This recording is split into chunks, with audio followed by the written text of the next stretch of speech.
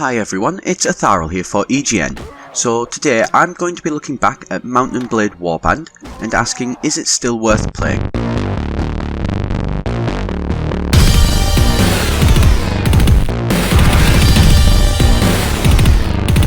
So first things first, I'll get the elephant in the game out of the way. It's not a pretty game. It does a lot of things well, but let's be honest, there's nothing amazing going on in the graphics department. The textures are low and the characters are quite ugly, and although the landscape battles aren't hideous, you're never going to have those oh wow moments that you would have in other RPGs. They are passable though, and while the game's definitely not aging brilliantly, it's not a complete deal breaker, and I've actually found myself still getting sucked into the world despite this. That being said, that's not the reason that you're going to want to give this game a go. The main reason is the depth that's going on behind the curtain. It's one of the most realistic RPGs in terms of combat that I've ever seen. So your damage, for example, is affected by lots of different things, from where you're moving at the time, if you're mounted or if you're on foot, your skills, the weapon that you're using, right down to the direction that you swing your weapon in. This gives a lot of diversity to the combat and will take some time to work out to find the best strategy for the weapon that you're using. This is an interesting direction for them to go in, and it really helps give the combat some weight, with blocking, for example, only working in certain directions, and if you've got a shield, say, slung on your back and somebody happens to hit you with an arrow from behind, it's still going to offer you protection. This is where the real meat of the game is, and if you can get to grips with it, it will seem strange going back to other games that are lacking in this much variation.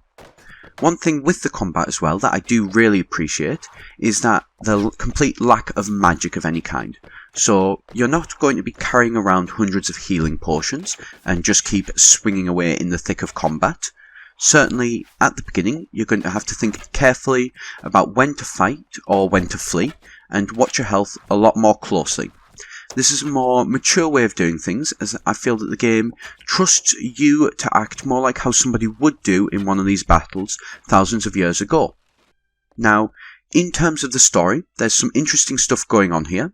Warband is very much the quintessential open world style in every sense of the word. So you're going to be dropped into the middle of the world at a city of your choosing, and the game just lets you get on with it.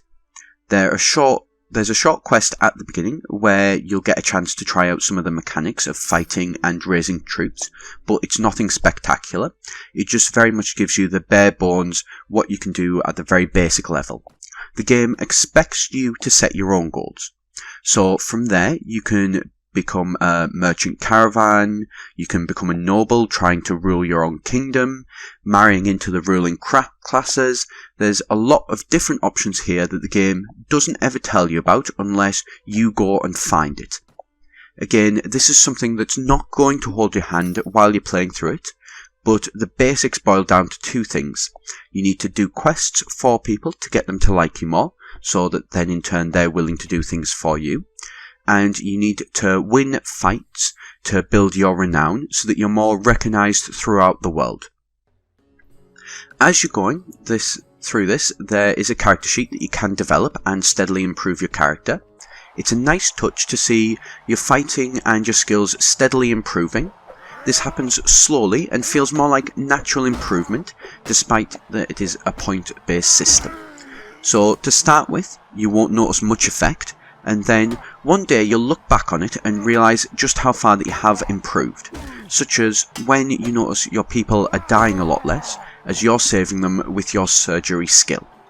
The other element of customization for yourself though is the equipment, and when it comes down to combat, again, as is more realistic, I think, this is the bit that's really going to be the most noticeable for you. So as you're going through, you're going to be improving the weapons that you're using, which will increase base damage, and also as well you'll be able to customize different slots of armor, your main armor, your legs, your hands, and also your head. And as you're improving them, you're going to notice yourself taking a lot less damage and increase your survivability. The final thing though that I want to talk about is the companions and troops that you get along the way. So as you travel around, you can recruit both named characters from taverns, and general recruits and people from villages to lead into battle. You'll be giving them orders as you're going, and also improving them as they go. This is really well done, and though you're going to notice a lot of people dying at the recruit levels, slowly but surely you're going to be able to pay to upgrade them and build your own force to be reckoned with.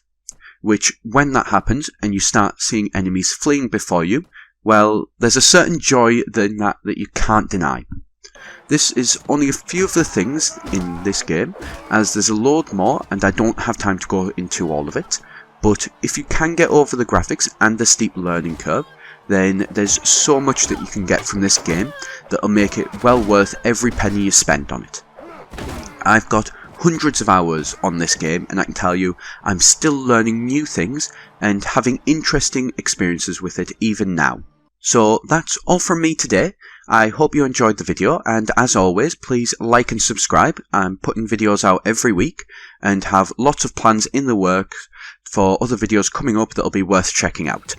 I'd also love to hear if you've played this game and what experiences you've had, so as there's so many we can't go through them in the video, but as always I'll see you in the comments below.